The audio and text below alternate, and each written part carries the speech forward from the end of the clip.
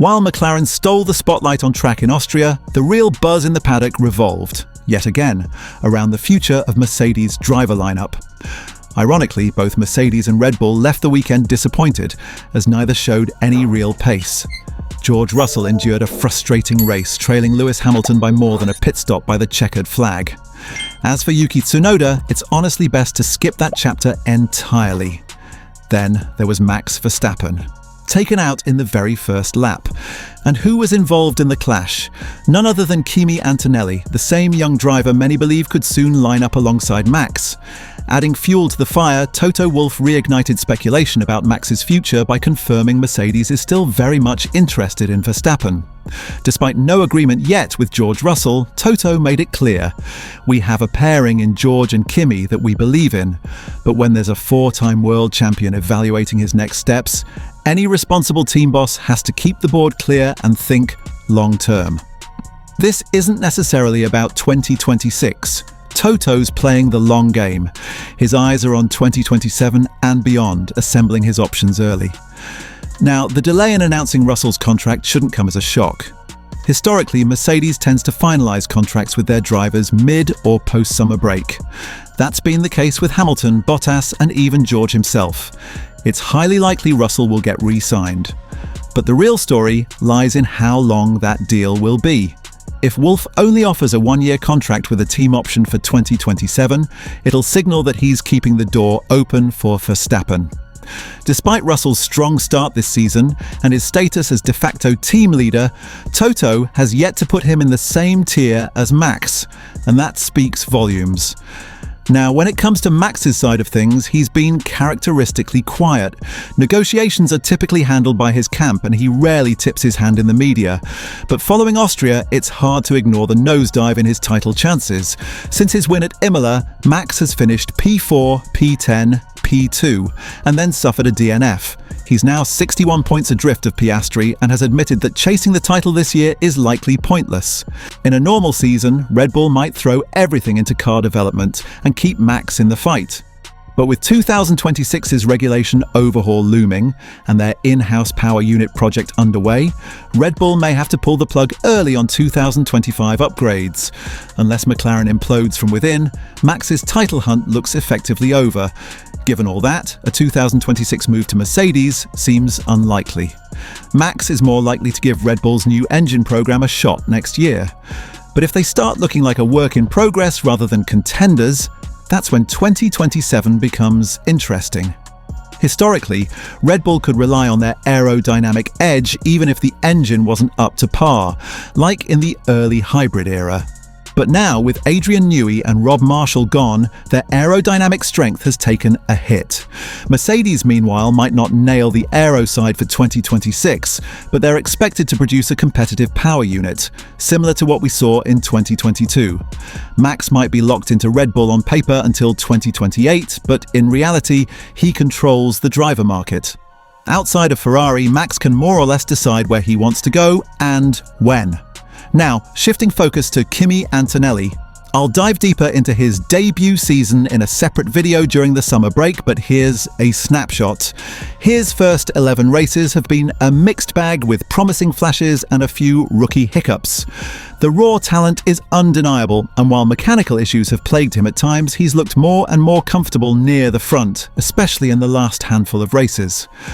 Incidents like the crash in Austria are growing pains. He's only 18 after all, but it's good that these haven't become a pattern. After a tough Mercedes debut at Monza, Kimi's admitted he's been playing it safe, trying to avoid building a rep as reckless. It's important to remember, Kimi only has a one-year deal. There's no confirmed seat for him in 2026.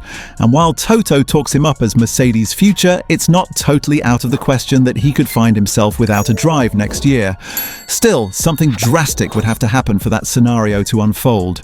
If anything, Mercedes might loan him to another team, like Alpine, for a year. But that could hurt Kimi's momentum and confidence. It's unlikely they'd risk derailing such a young and promising driver's development. Kimi knows that too. For the rest of 2025, he'll be racing smart, pushing when it matters, but careful not to create a narrative that could jeopardize his future with Mercedes. But let's say, hypothetically, that Mercedes decides to drop Kimi Antonelli. whether in 2026 or, more realistically, 2027. That would open the door to a tantalizing but chaotic possibility. A George Russell and Max Verstappen super team.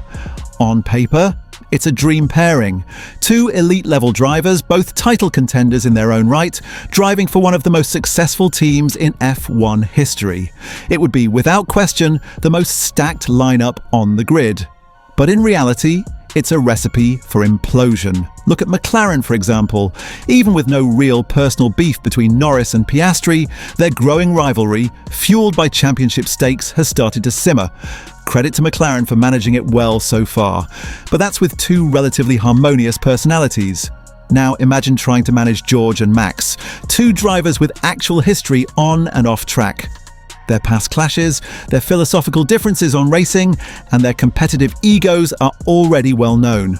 Russell is no pushover. He's fast, ambitious, and well entrenched at Mercedes. He wouldn't back down. Not even to someone like Max. If you gave them a car capable of winning a title, they wouldn't just push each other, they'd push the entire team to the brink. Even Toto Wolff has acknowledged the possibility of pairing them. He's considered every combination, including Max and George. And when asked about the challenge, he brushed it off by saying, "I had Rosberg and Hamilton fighting for a championship, so everything else is easy." Frankly, that's a shockingly naive thing to say. Because if that's what Toto really believes, then he's either downplaying the chaos of the Hamilton-Rosberg era, or completely underestimating how combustible a Max-George pairing would be. Let's be honest, these are two fiercely individualistic, hyper-competitive drivers. No matter who you support, the second they're in a title fight, team unity will vanish. It would be a pressure cooker in the Mercedes garage.